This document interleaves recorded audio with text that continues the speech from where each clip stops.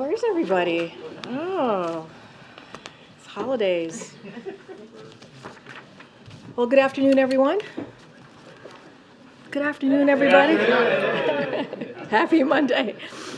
All right, this Thanksgiving, we have a lot to be thankful for. While inflation caused by the pandemic and Russia's war continues to be a challenge, we have seen important progress. Just in time for holiday travel, gas prices are down $1.70 from their peak. Airline tickets are down 13% over the last year, and car rentals are down about 10%. And as we start preparing our Thanksgiving meals, grocery inflation is at its lowest level in over 2 years, with prices for eggs, milks, bacon, and fresh veggies lower than last year. In fact, according to the American Farm Bureau, the cost of a Thanksgiving dinner fell this year. Prices are down for turkey, stuffing, peas, cranberries, pie crust, and whipping cream. We had a big discussion about whipping cream in the back. I don't know what whipping cream is. I know whipped cream, but not whipping cream. Anyway, because wages are rising, this Thanksgiving dinner is the fourth cheapest ever as a percentage of average earnings. Finally, as we look ahead to holiday shopping, since last year, prices for toys are down about 4%, used cars and trucks are down 7%, and TVs are down 9%. Lowering costs for Americans continues to be the president's top economic priority, from strengthening supply chains to lowering energy and healthcare costs to cracking down on price gouging by banning hidden junk fees. President Biden's policy will continue bringing relief to American families. Meanwhile, instead of lowering costs for middle-class families, congressional Republicans are trying to lower costs for the wealthy and special interests, lower taxes, to be more exact, including big corporations that are fighting tooth and nail to stop the president's efforts to ban junk fees. Now, today, on Transgender Day of Remembrance, we grieve the 26 transgender Americans who were killed this year. Year after year, we see that these victims are disproportionately Black women and women of color.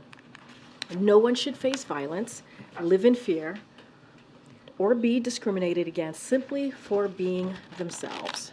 As the president said, there's still more to do to meet the promise, and it's why this administration has taken urgent action to strengthen rights and protect the safety of transgender Americans and all LGBTQ+ Americans. As we mourn the loss of lives that have been taken too soon, we must also recommit ourselves to never stop fighting until all Americans can live free from the discrimination and also from hate. With that, Admiral John Kirby is here today to take any questions that you may have, obviously on the foreign policy front, and to give any updates that we have on the Middle East. Admiral, you're right there. What happened? We'll just move right to the topper. So today, I think you know, Secretary Austin is in Kyiv to meet with Ukraine's leaders and reinforce our staunch support for Ukraine's fight for freedom against Russia's brutal invasion. The Secretary underscored President Biden's abiding commitment to provide Ukraine with the weapons and equipment that it needs to retake its sovereign territory and defend itself. Now in Kyiv, Secretary Austin announced a new security assistance package using previously authorized presidential drawdown authorities. It includes Stinger anti-aircraft missiles and additional HIMARS systems, additional HIMARS ammunition, 155 millimeter and 105 millimeter artillery rounds, Javelin and AT-4 anti-tank systems, and of course millions of rounds of small arms ammunition. This announcement will obviously help meet Ukraine's immediate battlefield needs, but only just that. Again, we want to urge Congress to pass the supplemental request that we put in front of them to allow us to keep supporting Ukraine in an unimpeded, uninterrupted way. The runway continues to get shorter with each and every passing assistance package that we provide them. As President Biden has said, when aggressors don't pay a price for their aggression, they'll cause more chaos and death and destruction. They just keep on going. And the costs and the threats to America and to the world will keep rising. So the actions that we take, and just as critically, the potential actions we don't take, will reverberate for many years to come. Speaking of that, I'm sure you saw the op-ed piece that the president wrote for the Washington Post over the weekend, laying out how the world faces an inflection point right now. Again, about where the choices we make will determine our future for generations to come. As he noted, we continue to stand firmly with the Israeli people as they defend themselves against Hamas, a terrorist group that has vowed to wipe Israel off the map and has promised to conduct attacks similar to the ones on September 7th of October, again and again and again. So President Biden and the team here is doing everything we can to help get the hostages that Hamas took, get them released, including young children and, of course, Americans that are in that pool. Now, I know this is of great interest to all of you. I just want to let you know we're still working this hour by hour. I do not have an update for you on the hostage deal that we're trying to negotiate. But as you heard the Deputy National Security Advisor say yesterday, we believe we're closer than we've ever been. So we're hopeful. But there's still work to be done, and nothing is done until it's all done. So we're going to keep working on this. We're also working to increase the flow of life-saving humanitarian assistance, food, water, medicine. We're calling for respecting the international law in terms of minimizing the loss of innocent lives. And, of course, we're continuing to advocate for humanitarian pauses so that people can get out of harm's way and that aid and assistance can get in. And, of course, you saw us levy multiple rounds of sanctions to degrade Hamas's financial structure, cutting them off from outside funding and trying to make it harder for them to be able to resource the kinds of attacks that they conducted on the 7th of October. So just a real quick update on the latest figures, and then I'll be done. Over the last couple of days, the 18th and the 19th of November, almost down into Gaza, with approximately 18,000 gallons of fuel. That will help support food distribution, and it'll help generators for the hospital so that they can keep working. Again, we expect those deliveries to continue on a regular basis, and hopefully in larger quantities. I'm talking about the fuel specifically there. And then just lastly, the total number of U.S. citizens that we've been able to move out of Gaza through that Rafah crossing is now up to 800. We're continuing to work that every day as well. Good, Steve. John, the United Nations says nowhere is safe in Gaza. Is the U.S. working with Israel to create a safe area in Gaza for civilians? What we've talked to the Israelis about, particularly now as they're beginning to plan operations in the south, where so many people have moved, is to make it clear that they have obligations to not only allow for that safe passage, but to make sure they're not putting all those civilians, now more civilians in southern Gaza than were before, putting them in harm's way. Secondly, I know you don't want to talk about hostages, but in general, is Israel on board with the idea of a pause of a few days? That gets into our negotiations here for the hostages. They have instituted, again, at our urging, they've instituted these daily humanitarian pauses. And in some cases, they were supposed to be 4 hours a day. They've actually expanded them up to 7 hours a day. So they're happening on a regular basis, and they're predominantly designed to allow people in the north to move through a couple of safe corridors to the south. So it's the pause to let people get out. That's the principal purpose of that. But I think you can imagine, and again, I want to be careful here, I don't negotiate in public, but if you're going to secure the release of hostages, and we certainly hope we're going to be able to do that soon, you got to make sure they can get from where they are to safety and do that as safely as possible, which means you're going to have at least a temporary localized stop in the fighting to allow them to move. I mean, we also can't take for granted that all these people are easily mobile and don't have some sort of health issues that require perhaps a slower route out or assistance getting out. So I don't want to negotiate in public, but we believe we're getting closer. Mike? John, you talked about the negotiations. Everybody's been sort of talking about the swirl of, the contacts between the U.S. and Israel and Qatar and Hamas.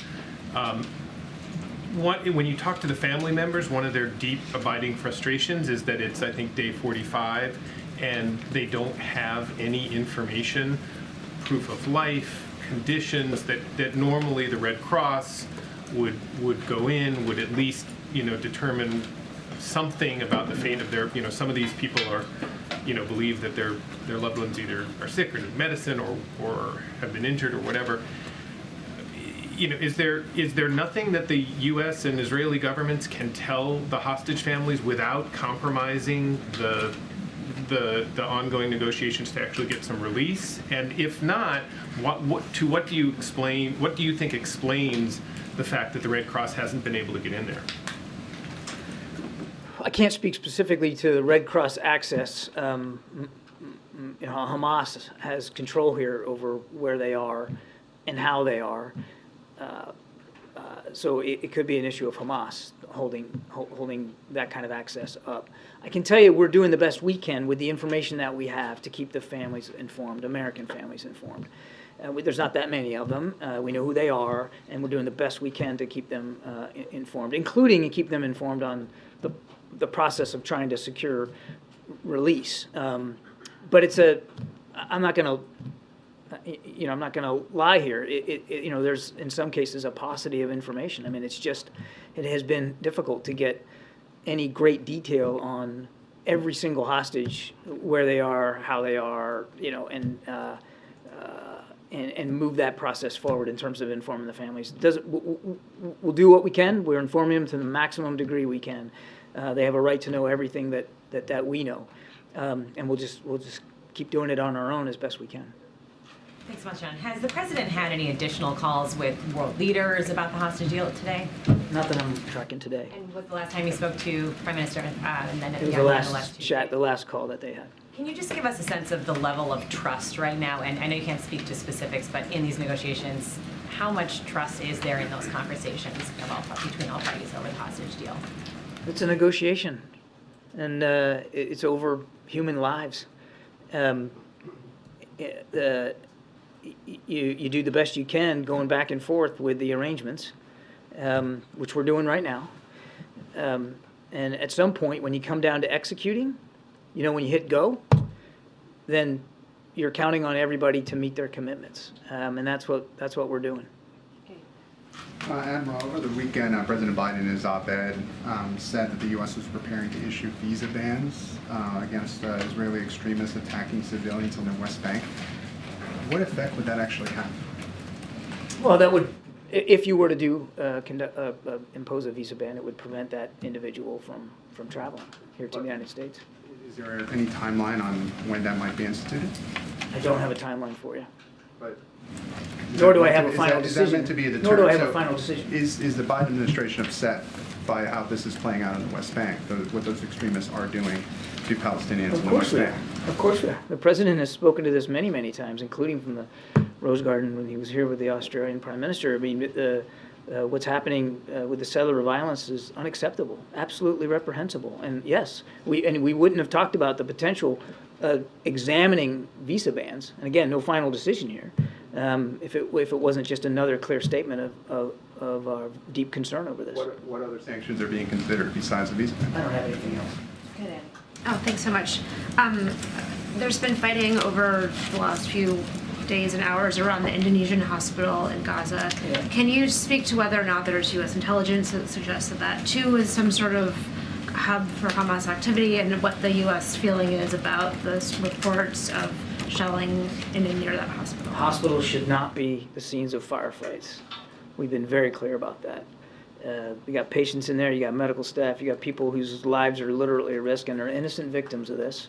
They shouldn't be put at more risk than they already are, being held up in a hospital or holed up in a hospital because of health issues, can't move. So we don't want to see firefights in hospitals. I don't have any specific intelligence about the degree to which Hamas is or is not using that particular hospital. Nothing to share today. John, I was just curious, you mentioned Hamas still determined to try to carry out any sort of terrorist attack abroad. This Thanksgiving week, is there any elevated risk of terror attacks here at home? And is the White House or NSC doing anything specific? Because of the holiday week, most people obviously kind of check out in D.C. I'm just curious, are you staffing up in a difference because of the terror threat? We're not tracking any specific credible threat here at home over the holiday. That said, I think you can understand we're going to be as vigilant as we have been since this conflict began, and certainly make sure that we, to the best we can identify any potential domestic threats and disrupt them before they can take place. We're watching this all very, very closely for spillover effects from the fight between Israel and Hamas, both against the Jewish community and, of course, the Muslim community here in the United States. But again, I'm not tracking any specific credible threat that's being acted on at this time. Back at the Indonesian hospital, my colleague spoke with the hospital administrator who said that President Biden needs to do more to protect hospitals in Gaza because, quote, he's the only one Netanyahu will listen to. Could you comment on that? And also, is the U.S. at all concerned that Israel is being seen rather as attacking one Gaza hospital after another, and also areas in the south now? The president, in every conversation that he has with Prime Minister Netanyahu, and it's not just him, Secretary Blinken, Secretary Austin, Jake Sullivan, the whole team here, at every instance, continues to urge Israelis to be as cautious and as deliberate and as careful as they can in conducting these operations against Hamas, which they have a right and a responsibility to do, to go after Hamas. They also have a right and a responsibility, an added burden, if you will, because of the way Hamas fights, to do everything they can to look after civilian casualties. It is a part of every discussion that we're having with our Israeli counterparts. And I'm sorry, the second question was? The second question was, is the United States at all concerned that Israel is seen attacking hospital after a hospital? Well, as I said, I think in my previous answer, we don't want to see hospitals as battlegrounds. We don't want to see firefights in hospitals. Now, as we've also said, at least when it comes to Al-Shifa, I don't have any intelligence on this Indonesia hospital, but at Al-Shifa, we did have intelligence that corroborated the Israeli claims that Hamas was using it as a command and control node. So it puts an added burden on Israel as they conduct operations in and around hospitals to be even more discriminate and more careful. Because again, you got real live patients, real live doctors, real live nurses that you got to look out for. On the other hand, you've got a real life threat. You got a group that seems to think it's okay to bury themselves in the basement of a hospital and use it to command and control their operations. And that presents a viable, legitimate threat to the security of the Israeli people. So it's about striking that balance. Thank you. John, the White House condemned Elon Musk in pretty strong terms last week after he once again said something that was considered anti-Semitic. You called his comments abhorrent. This administration, this government, is very reliant on Elon Musk, particularly SpaceX technology, Starlink technology. Have there been any efforts made to wean the government off of his technology or find some kind of replacement for it? I'm not aware of any efforts to do that, Nancy, but I think we've been very clear about the rhetoric and how inappropriate it is, and we'll call it out every time we see it. But is the president concerned that the Pentagon and NASA are so reliant on someone who holds these views and appears to even more routinely embrace conspiracy theories? We rely on a lot of the defense industry, a lot of the private sector to help us with our innovation, to help us with research and development on new systems, and to help us in the realm of space and cyberspace. There's a real benefit to private-public partnership when it comes to those kinds of national security threats and national security challenges. There's innovation out there in the private sector that we'd be foolish to walk away from. I'm not aware of any specific efforts to address our concerns over his rhetoric through the way that that his companies provide support to our national security establishment. But that doesn't mean that we accept or agree with or condone in any way that anti-Semitic rhetoric that he pushed. Go ahead, MJ. Thank you, John. Does the U.S. have any assessment of what the Israeli military is describing as CCTV footage of Hamas bringing through hostages through Al-Shifa Hospital on October 7th? I don't. Okay. On the hostages, if women and children end up being released first, which is what it sounds like the situation is probably headed towards, does the U.S. have any sense of how many in that mix might be American citizens? I don't want to get ahead of where we are, MJ. I mean, I know that everybody's interested in the numbers and who they're going to be. We're working that through literally in real time with both sides.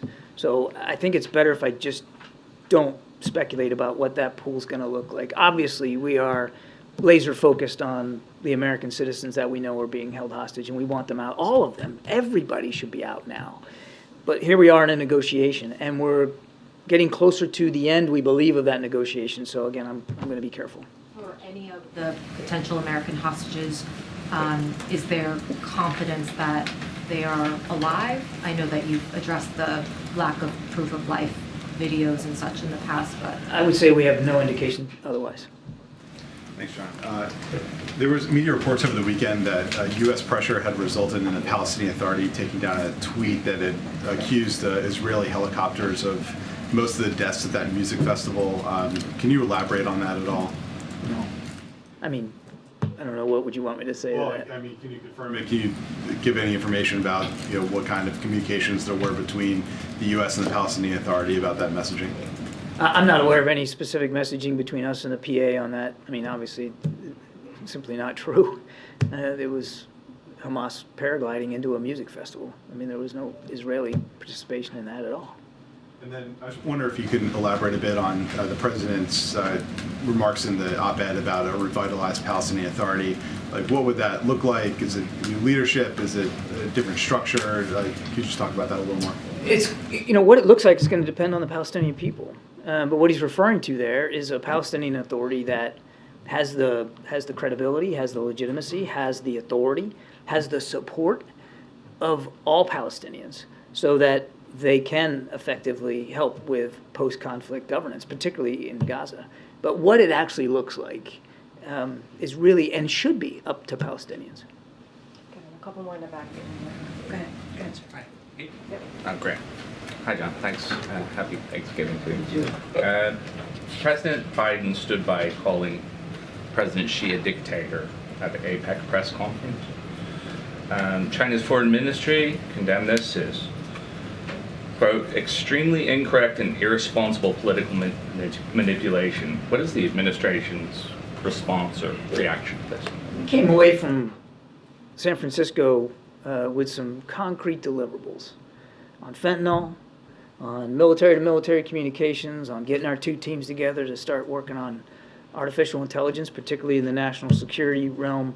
There was an awful lot of very good outcomes out of this meeting between President Biden and President Xi, and the president's looking forward. We're looking forward to managing this relationship in a more responsible way and moving things forward, looking for ways where we can cooperate, but also not being afraid to confront where we can, including on the tensions in the South China Sea. So the president's and his whole national security team is focused forward now, coming out of San Francisco. Still going to call him a dictator each time you see The president made it very clear. He was asked a direct question. He gave a direct answer, and he stands by that direct answer. That doesn't mean, as true as that statement was, doesn't mean that there aren't still prospects here to find ways to cooperate and to compete with China in a more responsible way going forward, and that's where the president's head is. When these two leaders met, did they agree to meet again or speak again in the near term? They agreed that they would meet again, but there was no date put on the calendar. What's really important now is that the military-to-military comms will begin to start, and even down to the theater commander level, and maybe even lower than that. So that's the immediate channels of communication that we're looking at getting back open. Stephen, go ahead. Thank you, Karine. I've got a question about fentanyl, then a question about the Gaza conflict.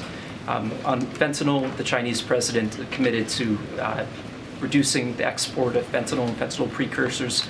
But under President Biden, there have been 200,000 Americans who have stopped breathing and died as a result of these chemicals. As of earlier this year, we're still at record monthly numbers. If there is not a drop in American deaths, will President Biden hold the Chinese president personally responsible? It was really significant what President Xi was willing to commit to for the first time now in several years. I mean, they're really going forward here and willing to take law enforcement action to shut down the export of these ingredients, the precursor chemicals that the labs, largely in our own hemisphere, are creating to make fentanyl. It's a big step forward, and we're grateful for that. And we'll see how they are in execution. And I think we all need to understand that it may be some time before you see the practical results of this crackdown on the precursors, but we're grateful for that. But it's not, it's not just the precursor chemicals. I'll try it again in English. But it's the labs in our own hemisphere that are taking those chemicals, those ingredients, making fentanyl, and then moving it north up to our borders. And it's a serious problem. And again, as the president said at the press conference, this agreement will save lives, will save American lives. And President Xi said he was committed to helping with that. Before turning to the second question, just to follow up on that, the Chinese president's in charge of a single-party state. He's said in the past that he'd crack down on fentanyl, and U.S. deaths hit an all-time record last year. I mean, is President Biden not going to consider him personally responsible if American deaths do not go down? He has said he was going to be personally responsible for stemming the flow of these chemicals out of China, and we're grateful for that. That's going to take a little bit of time as he goes back to Beijing and puts those processes in place, those law enforcement actions. We're grateful for that. Thank you. And second question, protesters here in D.C. and New York, across the country, they've settled on a nickname for the president. They've been calling him Genocide Joe. They wrote it on the gates. Do you have a response from the White House to that nickname that they've settled on? We're not worried about nicknames and bumper stickers. I mean, it's First Amendment, free speech. The president's focused on, as he wrote in his op-ed, on making sure that we can continue to support Israel as they fight a terrible terrorist group, Hamas, and as we all work together to get humanitarian assistance in and get people out, including hostages. I said this the other day. Again, people can say what they want on the sidewalk, and we respect that. That's what the First Amendment's about. But this word genocide's getting thrown around in a pretty inappropriate way by lots of different folks. What Hamas wants, make no mistake about it, is genocide. They want to wipe Israel off the map. They've said so publicly, more than one occasion. In fact, just recently. And they've said that they're not going to stop. What happened on the 7th of October is going to happen again and again and again. And what happened on the 7th of October? Murder, slaughter of innocent people in their homes or at a music festival. That's genocidal intentions. Yes, there are too many civilian casualties in Gaza. Yes, the numbers are too high. Yes, too many families are grieving. And yes, we continue to urge the Israelis to be as careful and cautious as possible. That's not going to stop, from the president right on down. But Israel is not trying to wipe the Palestinian people off the map. Israel's not trying to wipe Gaza off the map. Israel's trying to defend itself against a genocidal terrorist threat. So when we're going to start, if we're going to start using that word, fine, let's use it appropriately. Okay, way in the back. I wanted to ask you about White House advisor Amos Hochstein's visit to Israel. Can you give us a sense of what the goal of these talks are? And does his visit signal that the White House is concerned about military action, Israeli military action in Lebanon? And then I have a follow-up. Yeah, Amos is in Israel today to follow up on his last meeting to Lebanon about a week or so ago, where he talked to Lebanese officials and to Israeli officials up in the north about the risks of a second front, a northern front. And he's in Israel today, sort of back briefing his conversations with the Israeli counterparts there in Tel Aviv. But in terms of a follow-up, is the White House concerned that Israel could be provoking Hezbollah? We don't want to see this war escalate. We don't want to see it widen. We certainly don't believe it's in anybody's interest, certainly not the Israeli people's interest, to have a second front there in the north. What Amos is doing, what our team is doing, is everything we can to help prevent that scenario from happening. How fearful are you that if this is something that is being provoked, that it could draw the United States into it, that is the goal of Israel right now? Well, again, we don't want to see the conflict widen or escalate. That is why Amos is having the conversations he's having. That's why Secretary Blinken has now had 2 extensive trips to the Middle East, and it's why the president has put forward additional force posture. We're all talking about the carrier strike groups, but also air and missile defense, as well as fixed-wing aviation into the region, so that we can send a strong signal to any actor, nation state or otherwise, that if you're going to think about widening and deepening this conflict, don't do it. Kevin? Yeah, thank you. South Africa just submitted a referral to the ICC to investigate Prime Minister Netanyahu. Do you have any comments regarding that for war crime? I'll tell you, I'm going to have to take that question. I have not seen that referral by South Africa So before I go talking out of school here for our UN ambassador, we'll take that question and we'll get back to you. Okay, I also a follow-up question. It's almost the first year anniversary of the U.S. Africa Leaders Summit. President Biden said he plans to travel to Africa within a year. Do you have any updates when the president will travel? I do not. Thank you. Is there an assessment of the U.S. on the level to which Hamas has been degraded over the last several weeks? We don't have an independent assessment that I'm aware of. That's a question better put to the Israeli Defense Forces. It's something that I know that you have a lot of communications with the Israelis inside of their operation. Is that part of what the communications are between the I mean, I'm just trying to get a sense of sort of what the next steps are and how long a campaign this may need to be based on that level of degradation. Those are all great questions for the Israeli Defense Forces. This is their operation. Now, yes, we're in touch with them daily, and they provide us their perspectives. They provide us updates. I'm not going to, from this podium, characterize those conversations. I'm certainly not going to quantify the degree to which Hamas has been degraded. They are continuing to go after their leadership, particularly in the north of Gaza, but really that's a better question for them.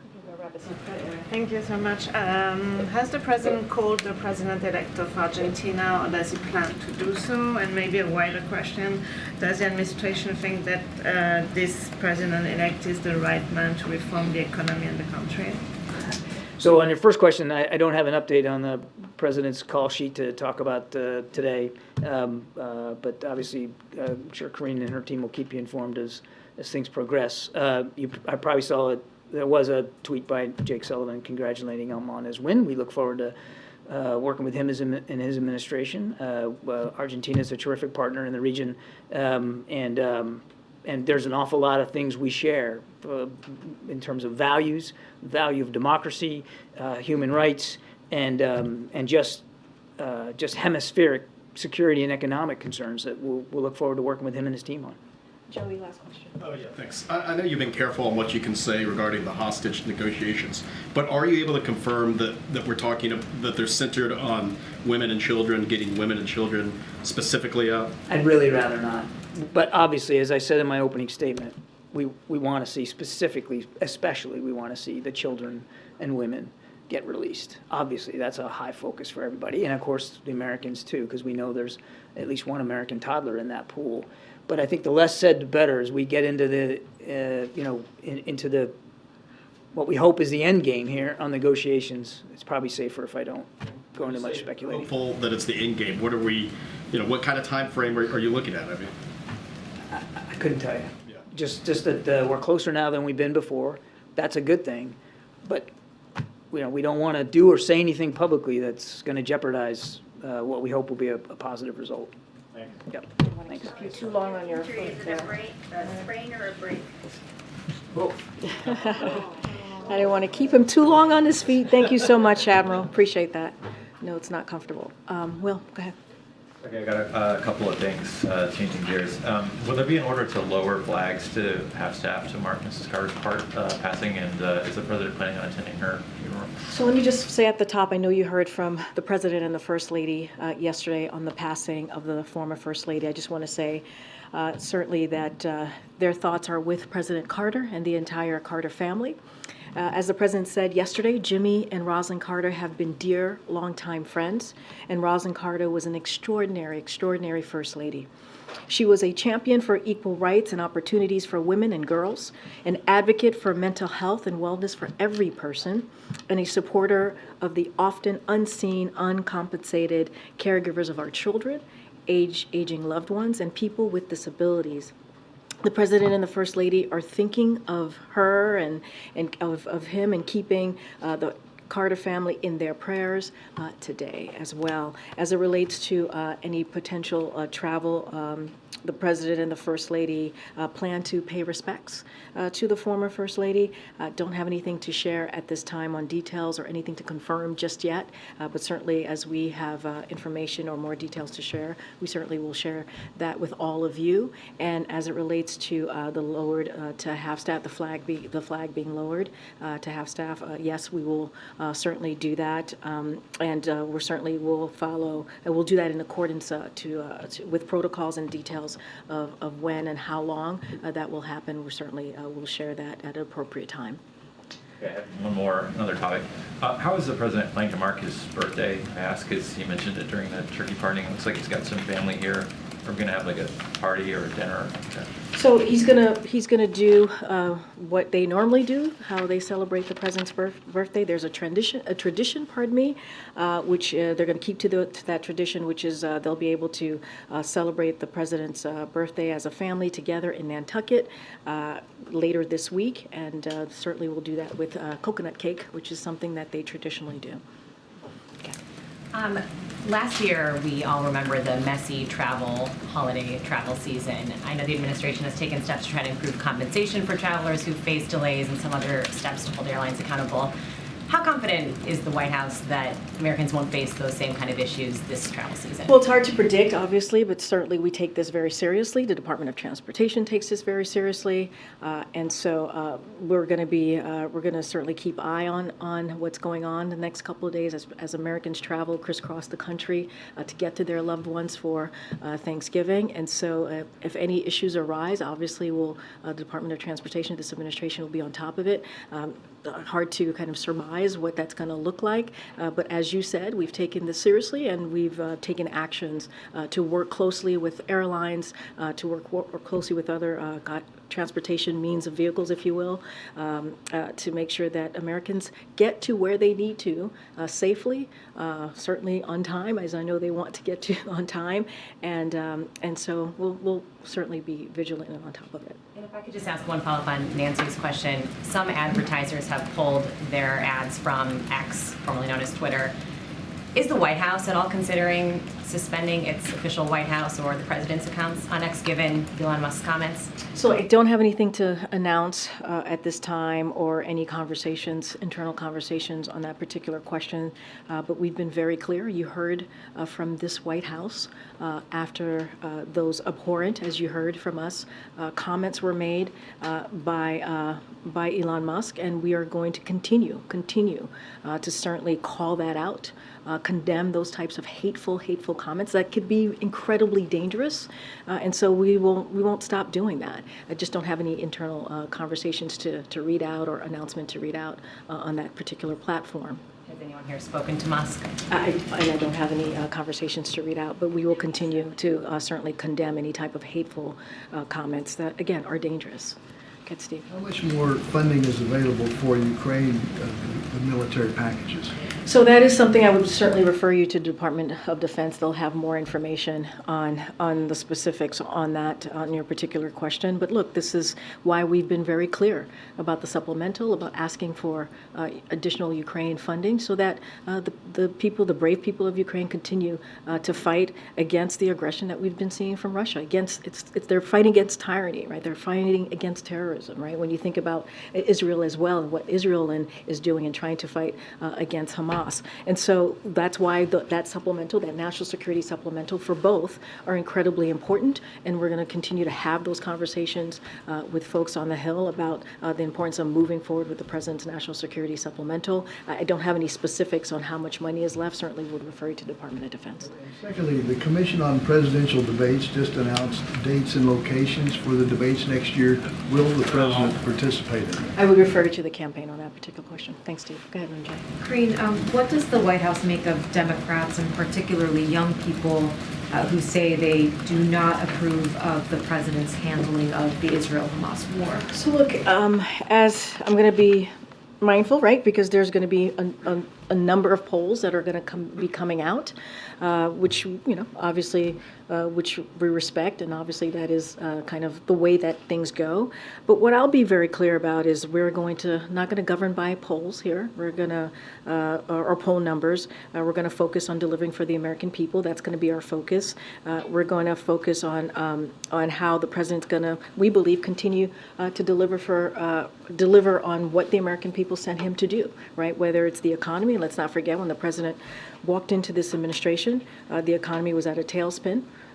And that was because of what the last administration did. And so we had small businesses were shut down, we had schools, majority of schools were shut down, large jobs were lost, and the pandemic was not under control. Now we understand the actions and the historic actions, legislations that this president has done is going to take some time. It's going to take some time. It's not like turning on a light switch for people to certainly feel that.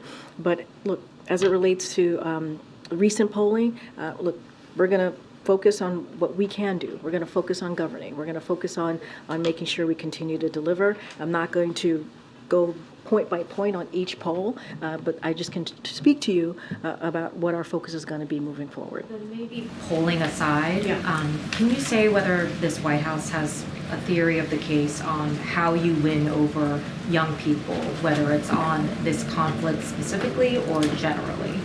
So look, as when we say win, I'm going to be very careful, right? Don't want to make sure I'm not speaking to 2024. That is something certainly that the campaign can analyze and speak to more broadly, and how that looks for them and how it looks for that campaign, the president reelection.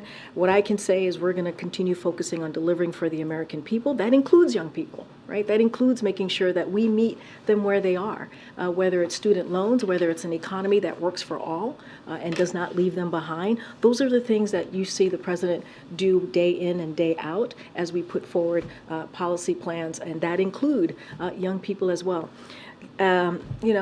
I'm going to leave any of the analysis, any of the specifics to any poll, to dozens of people, certainly on TV, right? It's kind of a cottage industry out there. They're going to analyze that. They're going to speak to that, leave that to them, leave that to the campaign to speak to winning young people or anything that's related to 2024. Do you know what the president makes of the fact that so many young people are opposed to? I mean, I can tell you this. The president is focusing on the job at hand. He truly is. He's focusing on how we're going to deliver for the American people. That is his focus, and that's what he's been truly steadfast about in the almost 3 years of this administration. Okay, Nancy. Thanks, Karine. How closely is the White House tracking what's going on at OpenAI, one of the most powerful companies in the AI sphere, the revolt there, mass resignations, and what does this mean for the recent executive order having to do with AI? So on the first question, look, we're not going to comment on any private company. We never do, especially as it's changing any personnel decisions that they make as they make those changes. As it relates to the executive order, a very comprehensive executive order that the president announced not too long ago on AI, our message to tech companies continues to be clear. They need to assure AI systems are safe before releasing them to the public. We're going to continue to make that clear, have those conversations. But as it relates to personnel decision made by private company, we're just not going to comment from here. And then sticking with the tech theme, Twitter is back in the news. I mean, not Twitter, TikTok back in the news because of misinformation about the war, about Osama bin Laden. It's now been more than 2 years that this CFIUS investigation has been underway. Can you give us any kind of update on where that stands? As you know, it's an independent committee investigations. Just don't have anything to comment on that, on CFIUS and where they are on that investigation. Kedra. Thanks, Karine.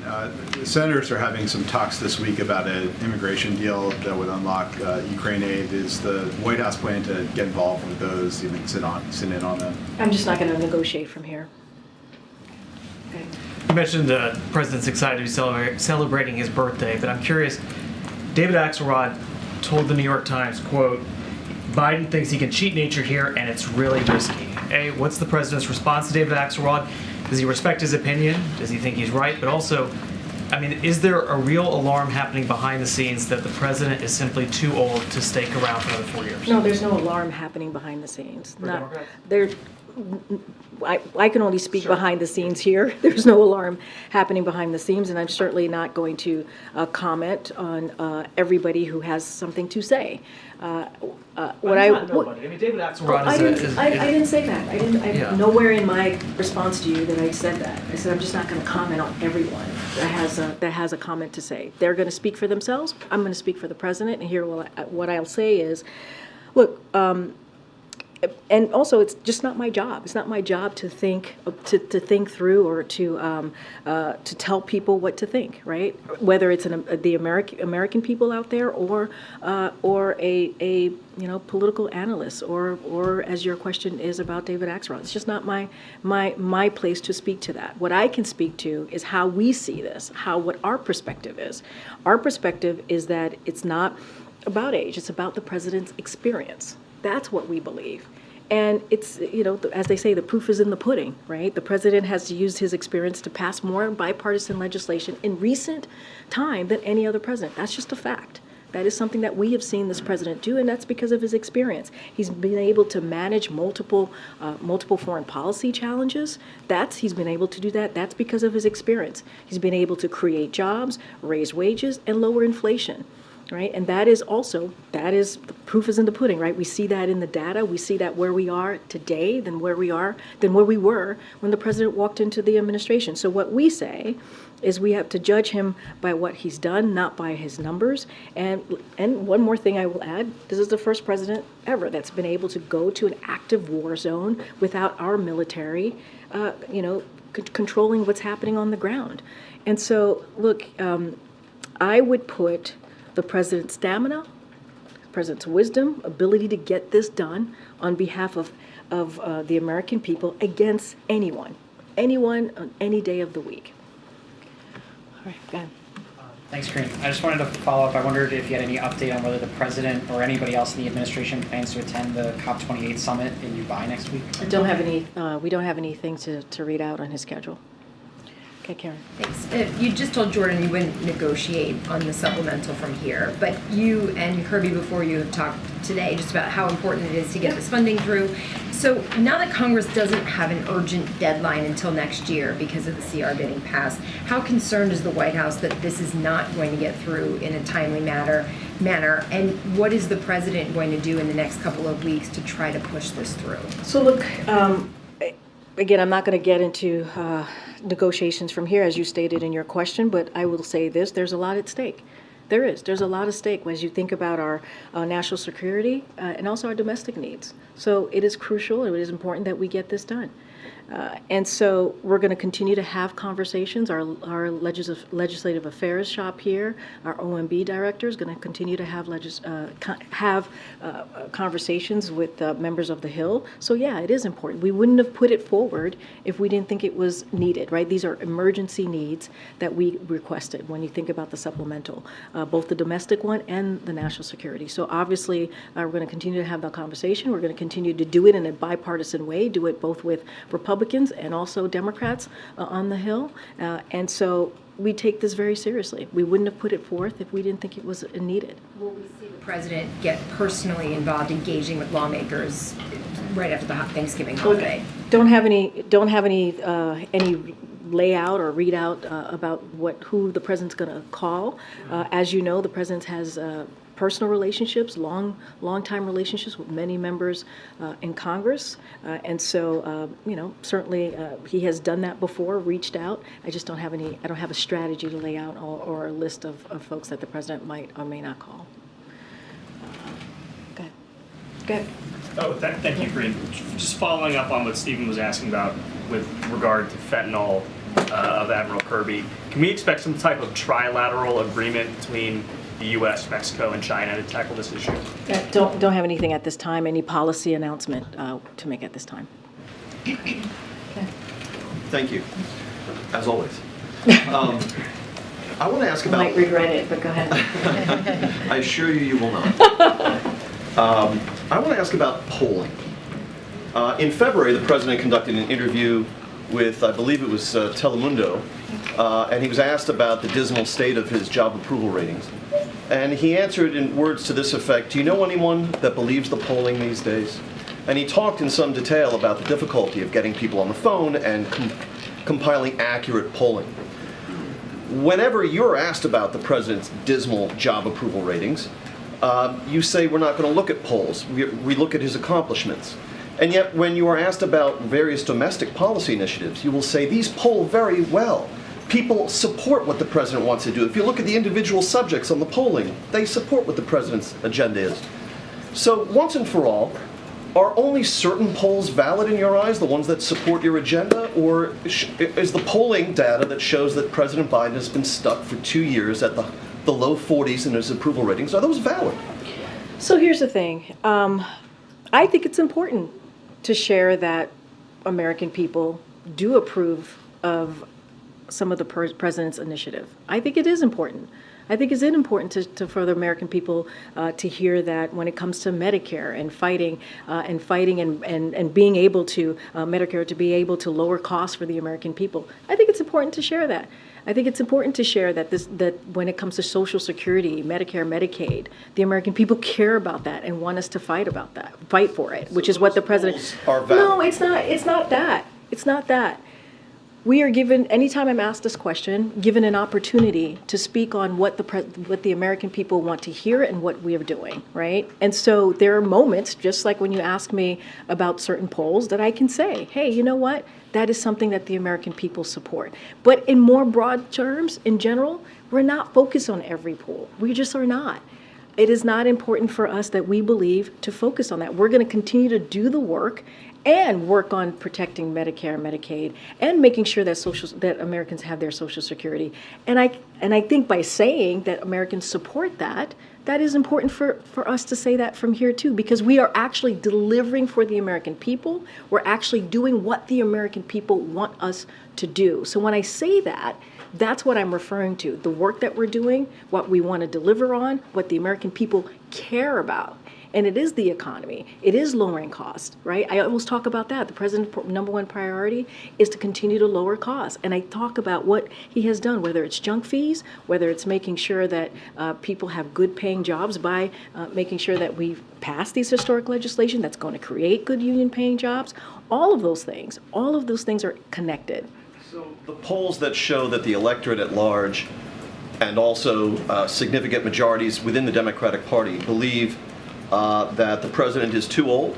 The polls that show the American people and also significant majorities within the Democratic Party don't want him to run again. And the polls that show his handling of the economy, foreign policy, all of these dismal polls, his job approval ratings, does the White House have any basis to challenge the accuracy of that polling?